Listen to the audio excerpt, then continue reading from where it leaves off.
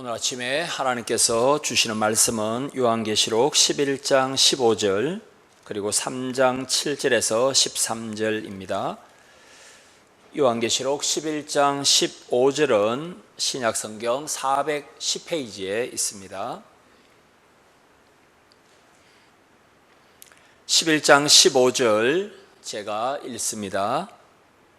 일곱째 천사가 나팔을 불매 하늘에 큰 음성들이 나서 이르되 세상 나라가 우리 주와 그의 그리스도의 나라가 되어 그가 세세토록 왕노릇 하시리로다 하니. 아멘. 3장 7절에서 13절입니다. 3장 7절에서 13절 제가 읽습니다. 빌라델비아 교회의 사자에게 편지하라. 거룩하고 진실하사 다윗의 열쇠를 가지시니 곧 열면 닫을 사람이 없고 닫으면 열 사람이 없는 그가 이르시되 볼지어다 내가 내 앞에 열린 문을 두었으되 능히 닫을 사람이 없으리라. 내가 내 행위를 아노니 내가 작은 능력을 가지고서도 내 말을 지키며 내 이름을 배반하지 아니하였도다. 보라, 사탄의 회당 곧 자칭 유대인이라 하나 그렇지 아니하고 거짓말하는 자들 중에서 몇을 내게 주어 그들로 와서 내 발 앞에 절하게 하고 내가 너를 사랑하는 줄을 알게 하리라. 내가 나의 인내의 말씀을 지켰은즉 내가 또한 너를 지켜 시험의 때를 면하게 하리니 이는 장차 온 세상에 임하여 땅에 거하는 자들을 시험할 때라. 내가 속히 오리니 내가 가진 것을 굳게 잡아 아무도 내 면류관을 빼앗지 못하게 하라. 이기는 자는 내 하나님 성전의 기둥이 되게 하리니 그가 결코 다시 나가지 아니하리라. 내가 하나님의 이름과 하나님의 성 곧 하늘에서 내 하나님께로부터 내려오는 새 예루살렘의 이름과 나의 새 이름을 그의 위에 기록하리라. 귀 있는 자는 성령이 교회들에게 하시는 말씀을 들을지어다. 아멘. 주 안에서 사랑하는 형제 자매 여러분, 오늘은 터키의 빌라델비아 교회에게 주신 예수 그리스도의 말씀을 우리 교회와 비교해 보도록 하겠습니다. 터키 서쪽 지역을 소아시아라고 부릅니다. 거기에 빌라델비아라는 도시가 있습니다. 지금은 빌라델비아라고 불리지 않고 알라세히르라고 불립니다. 알라세히르, 알라의 도시, 알라 신을 위한 도시라는 뜻입니다. 지금은 빌라델비아, 알라세히르의 인구가 한 4만 5천 명 정도 되는데 알라 신을 위한 도시라는 이름에 걸맞게 모스크, 이슬람 사원이 약 50개 정도나 있습니다. 4만 5천의 소도시에 모스크가 한 50개 정도 있다면 거의 한 99%는 모슬렘들 아니겠습니까? 주님께 칭찬만 들었던 빌라델비아 교회가 2000년이 지나서는 기독교를 포기하고 예수님을 구주로 믿는 것을 포기하고 완전히 이슬람화 되었다는 것은 우리에게 적지 않은 교훈을 주지 않습니까?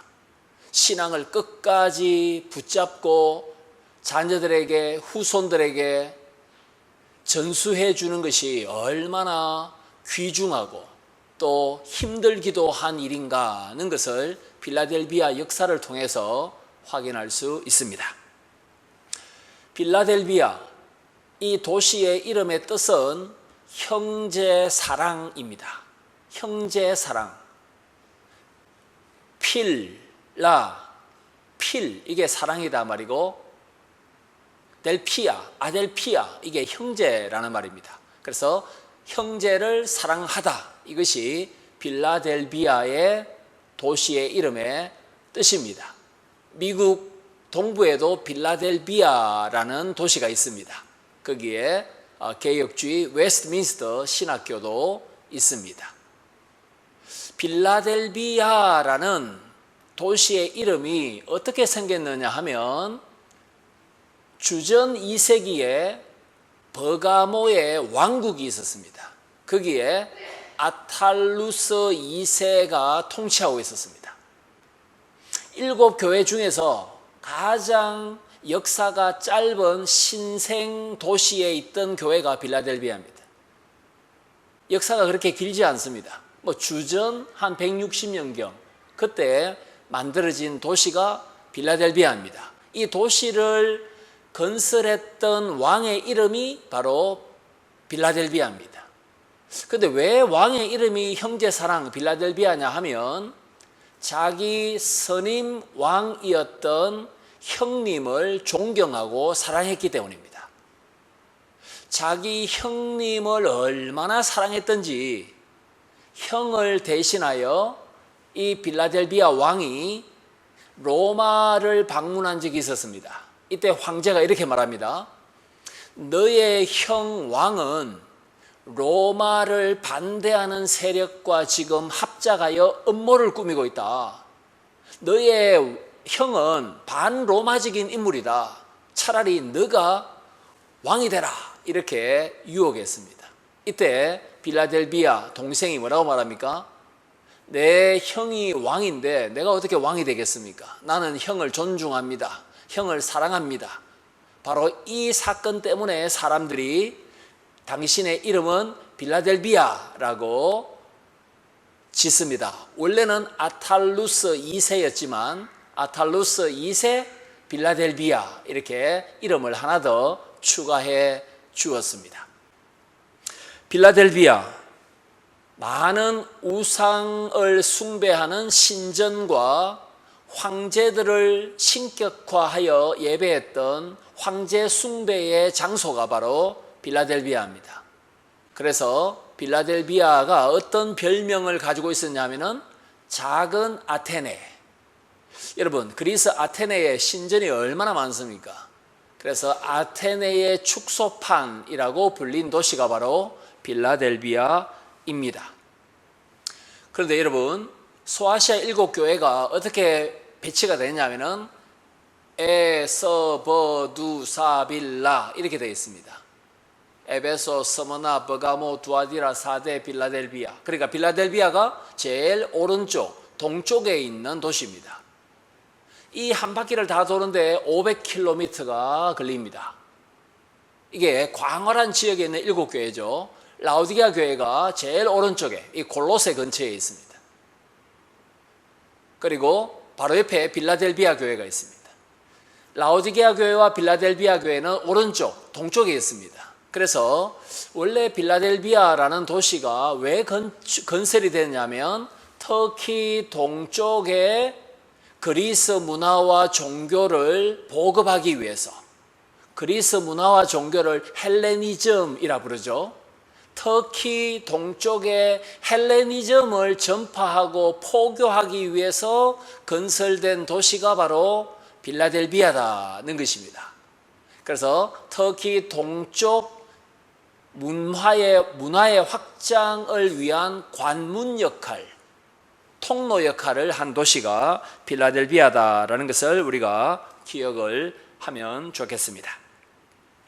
오늘 필라델비아 교회에게 주님께서 주신 말씀과 우리 시냇가의 심은 교회에게 주시는 말씀, 필라델비아 교회와 우리 교회를 비교하면서 주님께 칭찬만 들었던 필라델비아 교회처럼 우리도 칭찬을 듣는 주님의 마음에 흡족한 교회로 발돋움하기를 소망합니다. 오늘 설교의 요지는 이것입니다. 우리는 하나님께 영광을 돌려드리기 위해 천국의 열쇠를 활용하여 천국의 기둥 같은 인물이 되자는 것입니다. 하나님께 영광을 돌려드리기 위하여 천국 열쇠를 활용하고 천국의 기둥처럼 살자. 하나님께서 우리에게 천국의 열쇠를 주셨습니다. 그리고 하나님의 나라를 떠받치고 섬기는 기둥 같은 일꾼이 되라 라고 주님께서 말씀하십니다. 오늘 여러분이 설교를 들을 때에 세 단어를 항상 기억하십시오. 많은 내용이 있겠지만 세 단어 딱 기억하시면 말씀을 쉽게 따라올 수 있을 것입니다. 열쇠, 기둥, 새 이름. 천국의 열쇠, 하나님 나라의 기둥, 그리고 주님께서 우리에게 주신 새 이름. 이것을 여러분이 딱 기억하시면서 말씀을 들으시면 되겠습니다. 세 가지로 나눠서 말씀을 전가합니다. 첫 번째로, 우리가 적은 능력을 가지고 있다 할지라도 천국 열쇠를 활용하면 하나님께 영광을 드릴 수 있습니다. 저와 여러분에게 거듭난 성도라면 천국 열쇠를 하나님께서 선물로 다 주셨습니다. 나는 천국 열쇠 없습니다 이렇게 말하면 나는 불신자입니다 하고 똑같은 말입니다. 모든 중생한 성도는, 하나님의 자녀는 천국 열쇠를 다 가지고 있습니다. 이걸 우리가 발견하고 활용할 때 하나님은 우리의 삶을 통하여, 우리 교회를 통하여 영광을 받으십니다. 여러분, 3장 7절에 거룩하고 진실하신 예수 그리스도께서 말씀하십니다. 예수님은 흠과 점과 죄가 없으신 완벽하게 거룩하신 분이십니다. 그리고 예수님은 진실하신 분이십니다. 예수님에게는 거짓이 없습니다. 요한계시록 전체에 진실하다라는 이 형용사가 10번 등장합니다. 하나님 아버지가 진실하시고 예수 그리스도는 진실하십니다. 예수님은 우리처럼 간사하지도 않고, 우리처럼 불신실하지도 않고, 우리처럼 거짓되시지도 않고, 우리 주님은 항상 진실하시다는 것을 우리가 너무나 잘 알고 있습니다. 여러분, 7절 중반절에 보십시오. 진실하신 예수님께서 뭘 가지고 계십니까? 다윗의 열쇠를 가지고 계십니다. 이 열쇠 가지고 8절 보십시오. 문을 활짝 열어 두셨습니다. 열쇠 가지고 문을 닫기도 하고 문을 열기도 합니다. 그런데 여기서는 문을 예수님께서 활짝 열어주셨다, 천국 문을 활짝 열어주셨다라고 말씀하고 있습니다. 제가 조금 전에 빌라델비아 도시를 설명하면서 터키 동쪽 지역에 그리스 문화와 종교를 보급하기 위한 관문으로 설립된 도시다라고 말했습니다. 빌라델비아 사람들은 우리가 관문과 같은 도시다, 관문에 해당되는 도시의 시민이다라는 것을 잘 알고 있었습니다. 이걸 예수님께서 딱 아시고, 너희들은 그리스 종교, 로마 종교를 보급하는 사람들이 아니라 열려진 하나님의 나라의 문 안으로 들어와야 될 사람들이지 않는가. 아직도 천국 문 밖에 있는 사람들을 하나님의 나라 안으로, 교회 안으로 전도해야 될 사람이 아닌가. 지금은 하나님의 나라의 문이 천국 열쇠를 가지신, 다윗의 열쇠를 가지신 다윗의 후손이신 예수 그리스도 안에, 예수님 때문에 활짝 열려 있다. 지금은 은혜 받을 만한 때요, 구원 받을 만한 때다라고 주님께서 말씀하고 계시는 것입니다. 이 다윗의 열쇠라는 표현이 성경에 잘 나타나지 않습니다. 그런데 어디에 나타나냐면 이사야 22장 20절입니다. 이사야 22장 20에서 24절에 보시면 다윗 집의 열쇠를 하나님께서 그 당시에 총리에 해당되었던 엘리아김에게 주신 바가 있습니다. 엘리아김은 누굽니까? 다윗 왕을 섬겼던 국무총리입니다. 하나님께서 다윗의 나라, 구약의 교회, 이스라엘을 튼튼히 하기 위해서 다윗만 사용하신 것이 아니라 신실한 종 엘리아김을 붙여주셨습니다. 그래서 쌍두마차죠. 다윗을 옆에서 잘 도와주었던 엘리아김에게 하나님께서 다윗 집에 열쇠를 주셨습니다.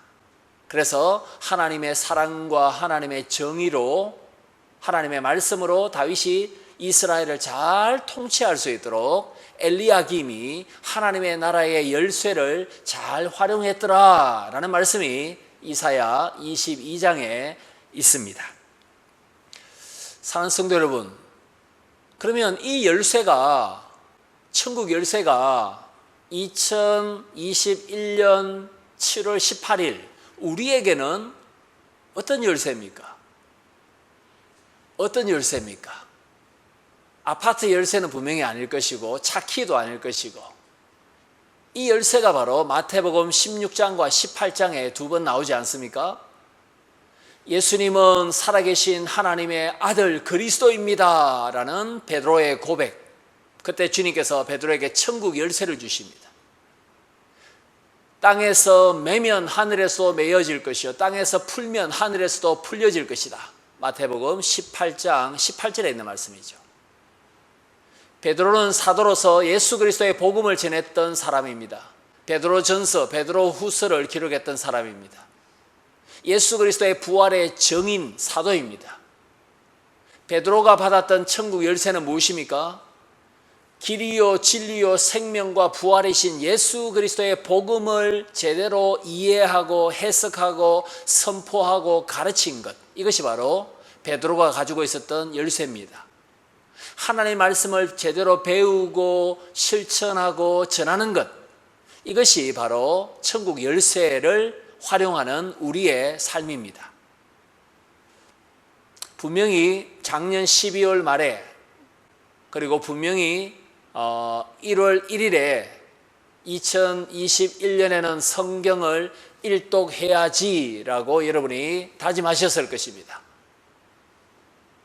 하나님의 말씀을 읽고 깨닫고 설교를 듣고 실천하는 것, 이것이 천국을 여는, 하나님의 통치를 받는, 하나님의 나라를 누리는 길입니다. 지금은 여러분이 성경을 지금 6개월 지났는데 어디 정도 읽고 있습니까? 성경을 그냥 속독할 뿐만 아니라 성경에 이런 새로운 말씀이 있었구나, 내가 여러 번 읽어봤지만 이 말씀이 송이 꿀과 같구나, 깨달으면서 감격하면서 하나님의 사랑을 발견하면서 하나님의 연애 편지와 같은 이 사랑의 말씀, 성경을 읽고 새 힘을 얻고 이 전염병 시대에 전염병보다 더 강한 하나님의 능력과 사랑을, 말씀을 통하여 우리가 깨달을 때에 우리는 천국을 누리게 되고 천국 열쇠를 활용하게 되는 것입니다. 칼빈 선생님이 뭐라고 말합니까? 권징은, 치리는 교회의 근육이다. 교회가 더 강한 체질로 바뀌기 위해서는 범죄한 성도가 권징을 받아서 죄를 미워하고 새롭게 되는 것, 거룩하게 되는 것이 필요하다. 하나님의 말씀이 선포될 뿐만 아니라 권징이 이루어지고 또 성찬이 이루어지고 불신자가 주님께로 돌아와서 세례받고, 바로 이러한 천국이 우리 교회를 통해서 확장되는 것을 통해서 우리는 천국의 열쇠를 잘 활용하고 있어 하나님께 영광을 돌려드릴 수 있다라고 말씀하고 있습니다. 사랑하는 성도 여러분, 요즘 우리 교회뿐만 아니라 우리나라의 교회는 이 천국 열쇠를 지금 잘 활용하고 있습니까? 하나님의 말씀이 우리의 모든 삶을 다스리고 있습니까? 일부 교회는 정치적인 이념이 너무 과잉 편향되었습니다. 그래서 이 강단에서 설교하는지 무슨 신문의 사설을 읽는지, 자기의 설교자 자신의 정치 이념을 선포하는 건지 구분이 되지 않는 그런 설교도 우리가 기독교 방송, 라디오를 통해서 차 안에서 종종 듣지 않습니까? 천국 열쇠를 활용하지 못한 대표적인 교회입니다. 코로나19 전염병 시대에 우리가 이렇게 기도해야 될 것입니다. 하나님, 예수 그리스도의 복음이 신실하게, 정확하게, 은혜롭게, 힘있게, 생명력 있게 선포되는 교회, 그 복음을 따라 살기를 열망하는 성도들이 있는 교회는 주님께서 더 흥왕케 하여 주시옵소서. 예수 그리스도의 복음이 다른 것으로 인해서, 다른 복음으로 인해서 변질된 것으로 인해서 약화되는 교회, 그들은 하나님께서 쇠하게 하여 주시옵소서. 하나님께서 그 교회들을 돌이켜 주시옵소서. 이런 기도가 우리에게 있어야 할 것입니다. 천국 열쇠는 다른 것이 아니라 하나님의 말씀을 사모하고 실천하여 하나님의 사랑과 돌보심을 받는 것이 우리가 활용하는 가장 대표적인 천국 열쇠입니다. 예수님께서 책망하셨습니다. 바리새인들과 서기관들아, 너희는 하나님의 말씀을 연구하는 사람들이 아니냐. 그런데 왜 너희도 천국에 들어가지 않고 천국에 들어가려고 하는 사람들의 그 길목에서 방해하고 걸림돌이 되느냐. 너희도 천국에 들어가지 않고 천국에 들어가려고 하는 사람들도 왜 길을 막아서 못 들어가게 하느냐. 이 악한 자들아. 이것이 주님께서 책망하셨던, 서기관들을 책망하셨던 내용입니다. 하나님 말씀을 제대로 이해하지도 못하고 왜곡하고 복음에다가 불순물을 타서 선포하는 그런 악한 목자들은 하나님의 심판을 받게 될 것입니다. 그만큼 여러분이 복음 전파자들을 위해서, 설교자들을 위해서 기도하시고, 또 여러분 자신이 먼저 하나님 말씀 앞에서 정직하게 영적인 수술을 받고 새로워지고 힘을 얻는 그런 매일매일의 은혜가 있을 때 우리는 천국 열쇠를 활용하여 하나님께 영광을 돌려드릴 수 있음을 믿습니다. 두 번째입니다. 오늘 여러분이 세 가지 단어를 기억하셔야 된다 했습니다. 열쇠, 기둥, 새 이름. 이제 여러분 기둥을 잘 생각하십시오. 두 번째로 하나님의 나라의 기둥으로서 주님의 보호를 받을 때 우리는 하나님께 영광을 드릴 수 있습니다. 교회의 기둥 같은 일꾼들, 하나님의 나라의 기둥 같은 일꾼들, 거대한 기둥은 아니라 할지라도 하나님의 나라 교회의 작은 모퉁이 한 부분을 우리가 겸손히 섬긴다 하더라도 하나님의 보호가 있고, 하나님의 보호뿐만 아니라 그 삶을 통해서 우리 주님은 영광 받기를 기뻐하신다는 것을 기억합시다. 여러분 9절을 보겠습니다. 보라, 사탄의 회당 유대인들, 그들이 빌라델비아 교회 발 앞에 엎드려 절하도록 만들 것이다. 여러분, 터키의 빌라델비아에 유대인들이 많이 살고 있었습니다. 유대인들이 거기 이주했다는 것이죠. 그런데 이 유대인들이 숫자가 크리스찬들보다 10배나 많았습니다. 로마 제국에 흩어진 유대인들의 수가 사도 요한 당시에 500만 명이었습니다. 본토에 사는 사람들보다, 가나안 땅에 사는 사람들보다도 로마 제국에 흩어진 디아스포라 유대인들, 대부분 예수님 믿지 않는 불신자들입니다. 사탄의 무리들입니다. 왜냐하면 사탄, 고발하는 자, 유대인들이 크리스찬들을 고발했기 때문입니다. 사탄, 이 말은 고발하는 자라는 뜻입니다. 유대인들이 크리스찬들을 로마 당국에 고발해서 투옥시킵니다. 그 사람들의 숫자가 500만 명. 1세기의 크리스찬들의 숫자는 약 한 5만으로 추정됩니다. 5만 명. 그러니까 이게 몇 대 몇입니까, 여러분? 100대 1입니다. 100대 1. 예수를 믿지 않는 유대인들이 크리스찬들보다 한 100배나 많았다 이 말이죠. 그들은 숫자만 많을 뿐만 아니라 사업이나 여러 가지를 통해서 재정적인 파워도 가지고 있었습니다. 사람 많죠. 돈 많죠. 때로는 높은 지위도 있죠. 그러니까 이 유대인들이 크리스찬들을 아주 우습게 본 것입니다. 막 고발합니다. 그런데 주님께서 9절에 뭐라고 말씀하셨습니까?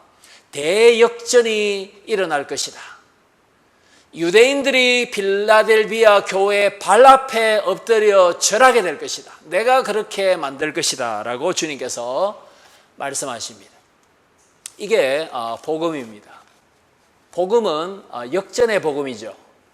약한 자, 가난한 자, 학문이 많지 않은 사람들을 사용하셔서 하나님의 강함과 위대하심을 증명하기를 기뻐하시는 것, 이것이 하나님의 나라의 새로운 질서입니다. 여러분, 이 말씀은 구약의 이사야 45장 14절을 근거한 말씀입니다. 이사야 45장 14절에 이런 말씀이 있습니다. 이집트 제국의 사람들을 하나님께서 예루살렘으로 불러다가 예루살렘 사람들 앞에 무릎 꿇게 만들리라. 여러분, 이집트 바로 옆에 또 이디오피아도 있지 않습니까? 구스, 이디오피아, 이것도 큰 나라입니다. 그래서 이집트 사람들과 이디오피아 사람들을 예루살렘으로 불러다가 예루살렘 사람들 앞에 무릎 꿇게 하리라. 이게 이사야 45장 14절 말씀입니다. 강한 자들, 이방인들, 불신자들, 하나님의 백성을 업신여기는 자들, 하나님의 백성을 괴롭힌 자들, 고소한 자들, 박해한 자들, 핍박한 자들, 때가 되면 내가 그들을 다 불러서 패배시켜서 교회의 발 앞에 절하도록 하리라. 이렇게 주님께서 말씀하십니다. 교회가 세상에서 힘이 없는 것처럼 보입니다. 막 제재를 받고 억압받고 눌린 것처럼 느껴질 때도 있습니다. 그러나 하나님께서 교회의 머리신 예수님께서 다 보고 계셔서 때가 되면 그 악의 세력들을 주님께서 징벌하시고 교회를 보호하리라 라고 주님께서 말씀하고 계십니다. 왜 예수 그리스도께서 빌라델비아 교회에게 이런 큰 복을 주십니까? 10절 보십시오. 이유가 있죠. 내가 나의 인내의 말씀을 지켰은즉 내가 또한 너를 지켜 시험의 때를 면하게 하리라. 빌라델비아 성도들이 작은 능력을 가지고 있었습니다. 그럼에도 불구하고 여러분 8절 중반절에 내가 작은 능력을 가지고 있어도 사람이나 재정이나 여러 가지 면에서 빌라델비아 교회는 그렇게 주목할 만한 성도가 많지 않았습니다. 작은 교회였습니다. 그러나 강한 교회입니다. 강소교회입니다. 강하면서도 작은 교회입니다. 작지만 강한 교회입니다. 강소교회. 이 빌라델비아 교회가 10절에 뭐라고 했습니까? 인내하면서 하나님의 말씀을 지켰습니다. 오래 참았습니다. 성령의 열매가 나타났습니다. 인내의 열매를 맺었습니다. 이때 예수님께서 10절에 너가 인내의 말씀을 지켰기 때문에 나도 너를 지켜줄 것이다. 나도 너의 발 아래 원수들을 무릎 꿇게 하리라 라고 예수님께서 말씀하십니다. 10절 끝에 온 로마 제국에 닥칠 네로 황제의 박해 상황 속에서도 내가 교회를 보호하리라. 온 로마 제국 세상에 박해가 임한다 할지라도 시련이 임할지라도 내가 남은 자인 너희를 보호하리라. 주님께서 10절 끝에서도 약속해 주셨습니다. 예수님은 이 빌라델비아 교회를 12절에 보시면은 하나님의 성전의 기둥처럼 만들어 주기를 기뻐하십니다. 여러분, 성전의 기둥 같으면 구약 예루살렘 성전의 기둥을 우리가 떠올릴 수 있습니다. 어디에 있습니까? 열왕기상 7장 21절에 있습니다. 솔로몬이 성전을 지었죠. 열왕기상 7장 21절에 성전 기둥이 몇 개 있었습니까? 2개 있었습니다. 야긴과 보아스였죠. 야긴, 하나님이 세우신다. 보아스, 하나님에게 힘이 있다. 하나님이 세우시다. 야긴, 하나님은 능력의 하나님이시다. 보아스. 이게 바로 예루살렘 성전 입구에 있던 2 기둥입니다. 이 2 기둥, 여러분 지름이 1m였습니다. 높이가 10m였습니다. 10m. 3층 높이입니다. 3층. 아마 솔로몬 궁전에서도 이 거대한 10m짜리 2 기둥, 야긴과 보아스가 보였을 것입니다. 솔로몬이 궁전에서 거대한 성전의 기둥을 볼 때마다 하나님이 우리나라를 세우신다. 내가 하나님의 대리 통치자로 이스라엘을 다스리고 있지만 나라를 세우시는 분은 능력의 하나님이시다. 그가 세우리라. 그에게 능력이 있다. 날마다 성전의 두 기둥을 보면서 하나님이 세워주신다. 하나님의 능력으로 내가 통치해야 되겠구나. 그 결단을 했던 사람은 바로 솔로몬이었습니다. 사랑하는 성도 여러분, 빌라델비아에 신전이 많이 있었다 했죠. 술의 신, 바카스 신전도 있었고 황제를 위한 신전도 많이 있었습니다. 그런데 이 지역에 지진이 종종 일어났습니다. 그래서 이 사람들이 내진 설계를 갖추었습니다. 놀라운 일이죠. 2000년 전에 빌라델비아의 사람들은 내진 설계를 한 집과 신전을 지었습니다. 그래서 고고학적인 발굴에 의하면 이런 내진 설계입니다. 제일 밑에 땅을 팝니다. 지하에 땅을 파서 거기에 지진이 와도 끄떡없도록 뭘 채워 넣느냐 하면은 숯입니다. 숯. 불 피울 때 쓰는 숯을 가득 지하에 채웁니다. 그 위에 또 뭘 얻느냐 하면은 여기에는 양을 많이 키우기 때문에 양털입니다. 양모를 쫙 깔습니다. 숯, 그 다음에 양모, 그 다음에 튼튼한 기초 돌을 놓습니다. 그 돌 위에 뭘 박느냐 하면은 신전의 기둥을 박습니다. 이게 그 당시에 내진 설계였습니다. 그런데 하나님께서 리트 규모 한 7.0, 8.0 이걸 보내시면 아무리 내진 설계가 되어 있다 하더라도 이 신전이 무너질 것이고 기둥이 쓰러지면 신전 전체가 폭삭 내려앉을 것입니다.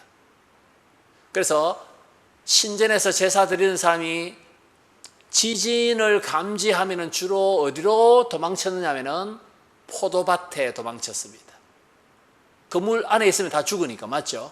운동장 같은데 들로 밭으로 사람들이 도망간 경우가 많이 있었습니다. 여러분 12절 중반절에 보십시오. 12절 중반절에 하나님의 나라의 하나님의 성전의 기둥이 되게 하리니 그가 결코 다시 나가지 아니하리라.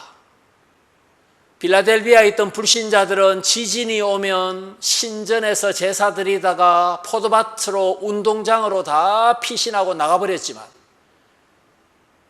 적은 능력을 가지고 인내하며 하나님의 나라의 기둥 같은 요긴한 일꾼들은 하나님이 절대로 흔들리지 않도록, 밖으로 나가지 않도록, 도망치지 않도록 담대하게 하나님께서 보호해 주시겠다라고 말씀하고 있는 장면입니다.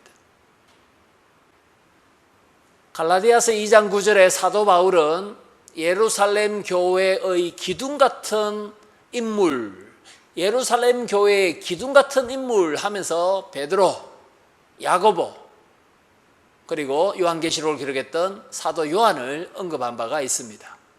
사도 요한은 요한계시록을 기록했습니다. 복음을 전가하다 지금 지중해 반모섬에 유배당하고 있습니다. 사도 요한은 하나님의 나라의 일꾼 같은, 기둥 같은 일꾼이다. 이미 사도 바울로부터 갈라디아서 2장 9절에서 인정을 받았던 사람입니다. 저와 여러분은 누굽니까? 저와 여러분은 성령의 전입니다. 맞죠? 우리 속에 성령이 계십니다. 우리는 성령의 전, 성령 하나님과 동행하는 사람, 인내의 열매를 맺을 수 있는 사람, 그리고 하나님의 나라의 기둥 같은 일꾼으로 하나님의 보호를 받고 있는 사람이다. 그런데 어떻게, 언제 말입니까?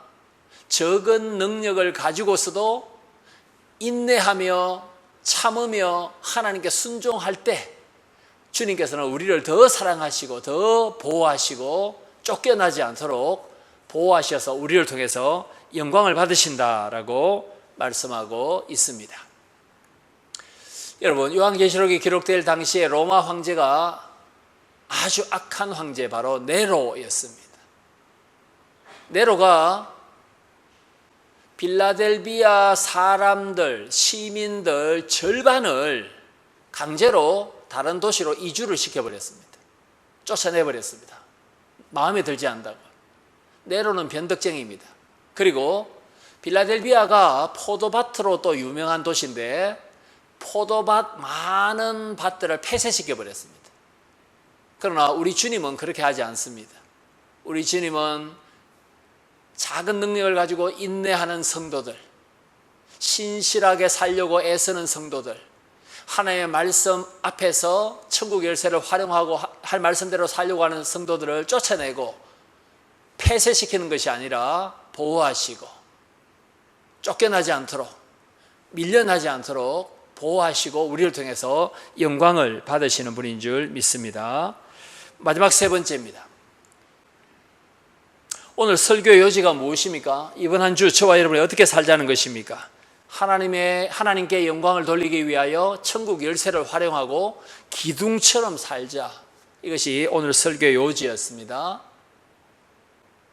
말씀을 실천하는 천국 열쇠, 성령의 전으로서 하나님께서 보호하시는 성전의 기둥 같은 일꾼들.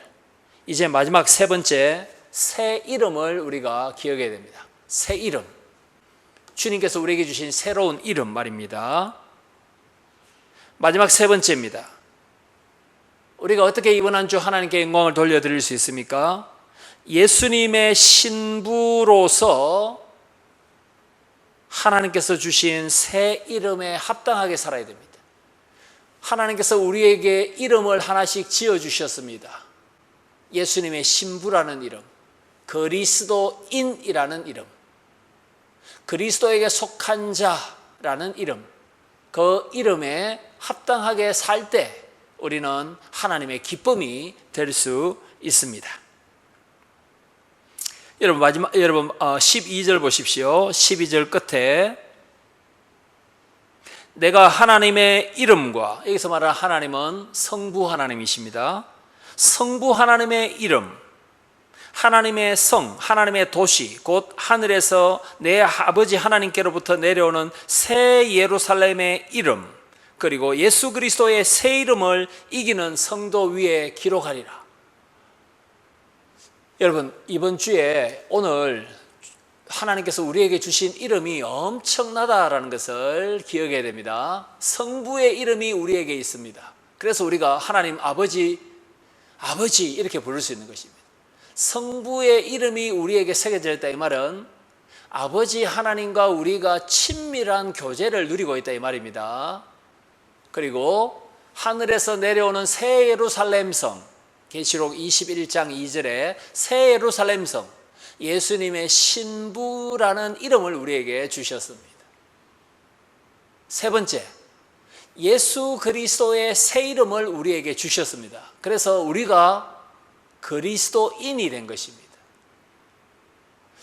우리가 요즘 그 주일 오후에 하이델베르그 교리문답을 우리가 살펴보고 있지 않습니까?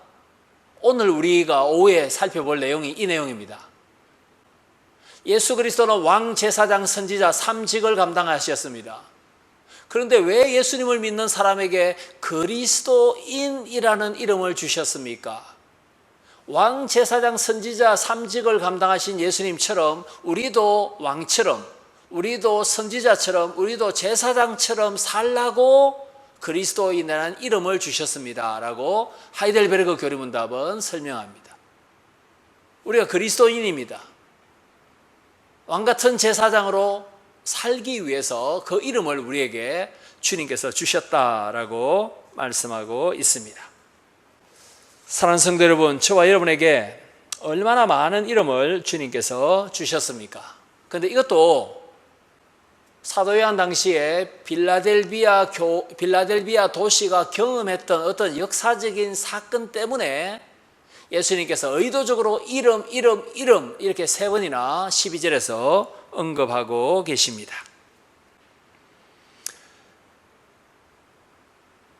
예수님께서 3년 동안 공생에 활동하셨습니다. 그때 로마 제국의 황제가 누구였습니까? 티베리우스였습니다. 주후 30년경에. 그래서 갈릴리 바다가 디베랴 바다, 티베리우스 황제에게 잘 보이기 위해서 갈릴리의 분봉왕 헤롯 안디바가 황제의 이름을 따서 디베랴 바다입니다. 이렇게 말했습니다. 황제에게 아부한 것이죠. 예수님 공생애 때 티베리우스 황제가 다스렸습니다. 그 티베리우스 황제가 빌라델비아라는 이 도시의 이름을 바꿔버렸습니다.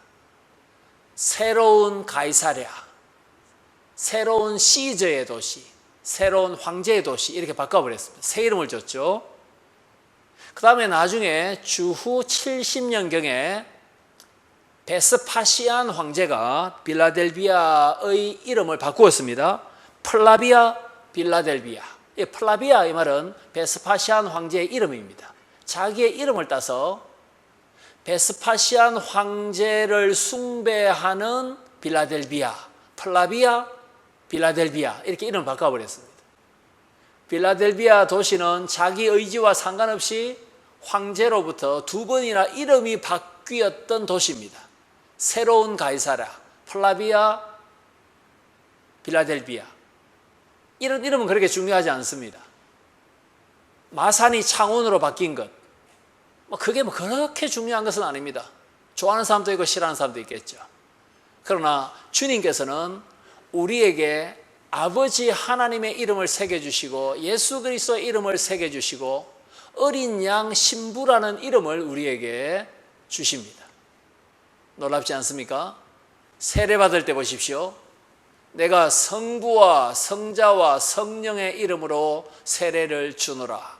삼위 하나님의 이름, 삼위 하나님의 현존, 삼위 하나님의 능력, 삼위 하나님의 사랑이, 영생이 우리에게 주어졌다는 것을 하나님과 사람들 앞에서, 정인들 앞에서 세례를 받을 때도 하나님의 이름이 우리에게 임하는 것을 볼 수 있습니다.